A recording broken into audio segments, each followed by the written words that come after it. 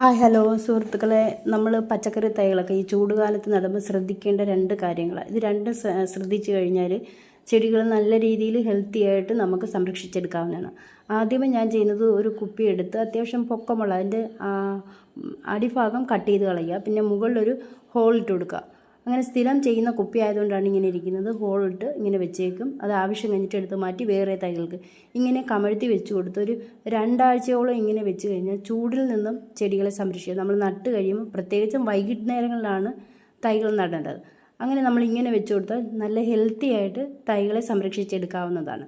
പിന്നീടുള്ള കാര്യം എന്ന് വെച്ചാൽ ഞാൻ ചെയ്യുന്നത് സ്ഥിരം ചെയ്യുന്നതാണ്. ചില തൈകൾക്ക്, എല്ലാ തൈകൾക്കും ഇല്ല, ചില തൈകൾക്ക് നമ്മൾക്കൊരു സപ്പോർട്ട് കൊടുക്കേണ്ട ആവശ്യമുണ്ട്.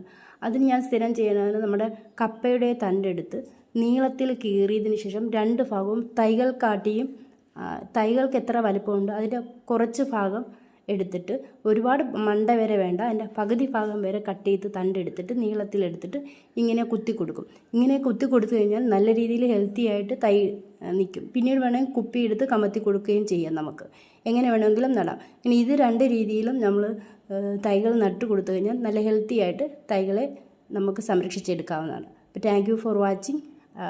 എല്ലാവരും സപ്പോർട്ട് ചെയ്യുക, ലൈക്ക് ചെയ്യുക, ഷെയർ ചെയ്യുക. Thank you.